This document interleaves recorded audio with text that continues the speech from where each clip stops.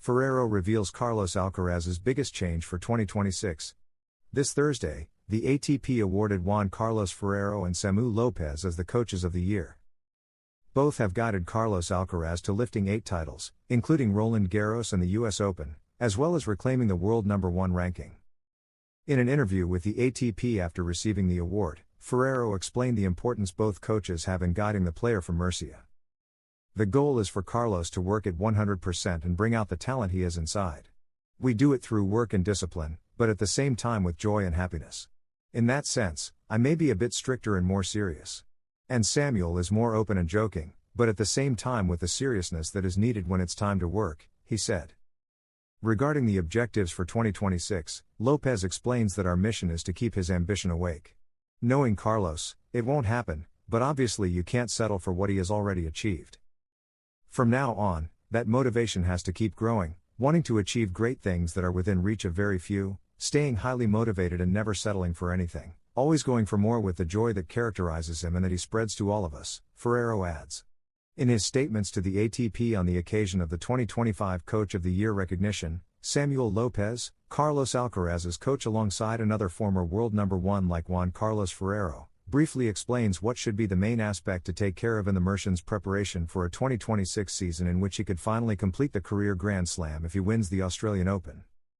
Carlos Alcaraz reached the ATP #1 ranking for the second time in his career in 2025, with great performance throughout the year and finishing strongly at the Nitto ATP Finals against Jannik Sinner, who defeated him in the Turin final, along with some discomfort that later resulted in edema and cut short his participation in the Davis Cup.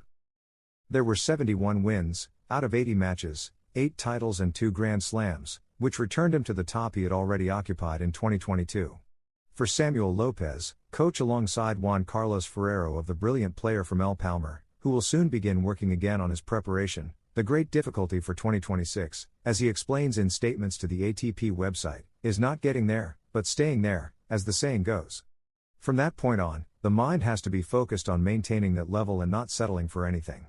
Always going for more, with the joy he is known for, which he ends up passing on to the rest of us, Lopez admits, holding in his hands the secret of one of the greatest gems of sport in our country. The leaked conversation between Alcaraz and Fonseca that got everyone talking. After their intense exhibition match in Miami, it wasn't just the result that caught the public's attention. What really set social media on fire was the leaked conversation between Carlos Alcaraz and João Fonseca, an exchange that showed chemistry, respect, and healthy competitiveness between two players destined to face each other many times in the future. The match itself was pure show. Fonseca went up 5-0 in the super tie break and seemed to have everything under control, but Alcaraz switched on Roland Garros champion mode, mounted a comeback with the freshness that defines him, and ended up closing the duel 7-5, 2-6, 10-8. The crowd exploded. But the best came afterward. According to the leaked conversation, the first thing Alcaraz did was joke with Fonseca about that devastating start. "Man, at 5-0 you were already tasting it, huh? But nobody gives up here," Alcaraz said with a laugh. Fonseca, without losing the good humor that characterizes him so much, replied, "I almost had it, brother. But you've got a trick.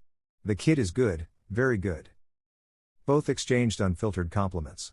Alcaraz made it clear he was impressed by the Brazilian's power. "I love how you hit the ball.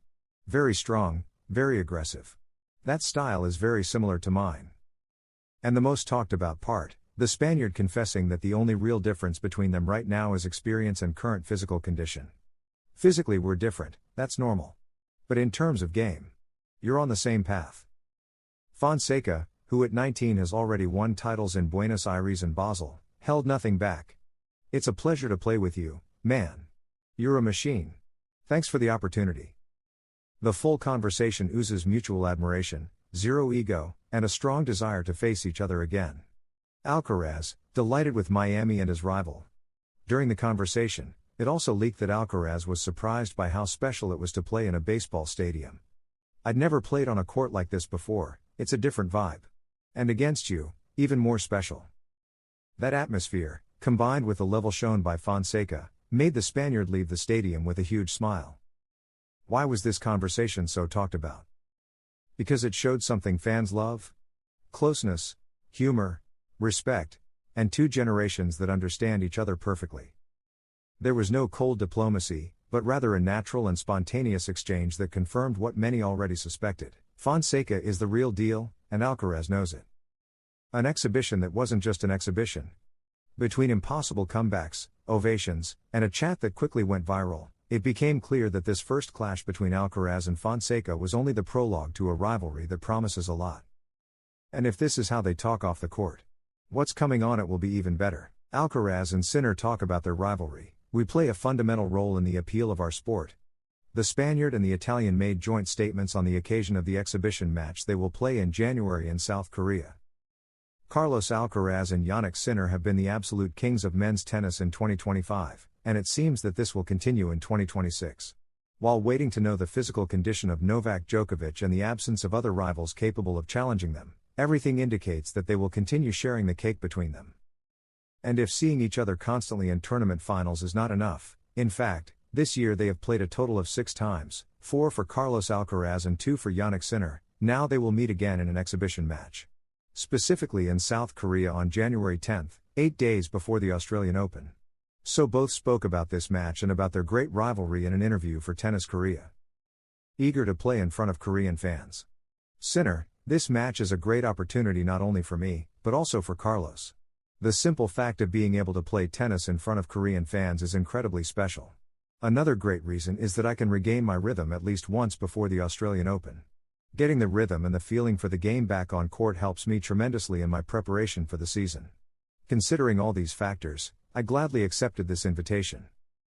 Carlos Alcaraz and Jannik Sinner talk about their tennis rivalry. Alcaraz: "This comparison is a real honor for me as a player. I think it means a lot that tennis fans feel the same when watching our matches. Rivalries in sport are a powerful aspect that fuels fans' interest, and I was also very inspired by the rivalry between Rafa Nadal and Roger Federer during my childhood. Jannik and I have already faced each other on many big stages and have played intense matches. We have faced each other in several Grand Slam finals, and I think we strengthen each other. With a long career ahead, I hope we can continue with this positive rivalry that will help us grow together." Sinner: "Rivalries are a fundamental part of our sport. In their era, there were great rivalries between Roger Federer, Rafa Nadal, Novak Djokovic, and Andy Murray, and that trend has been maintained through generations. Rivalries have always existed throughout tennis history, and I think we play a fundamental role in the appeal of our sport. That's why I'm glad to know that I am developing that kind of relationship with Carlos. Rivalries have a special meaning both for fans and players. These elements make tennis more exciting, and I'm happy to be part of it." Alcaraz doesn't find weaknesses in Sinner's tennis. Alcaraz: "Jannik and I have been on the circuit since we were young and we know each other's games perfectly. There is almost nothing to hide on the court. Jannik is a player practically without weaknesses. He is powerful in attack and his defense is incredibly fast and stable. He completely dominated the 2025 season, winning 2 Grand Slams, the ATP Finals, and remaining in the fight for world number 1 until the end. Playing well against him is not enough. You have to maintain concentration throughout the entire match and there is no room for complacency. He is a player against whom you must give 100% from the first point to the last in order to have a chance to win." The challenge Sinner faces when playing against Alcaraz. Sinner: "He is one of the best players on the current circuit, perhaps even the best. Playing against him is always a challenge, but it is also very fun. Every match has a completely different story and rhythm, which makes it even more exciting. He is incredibly fast, so it is difficult to get past him at any point on the court. Additionally, he is very strong mentally, playing every point as if it were the last.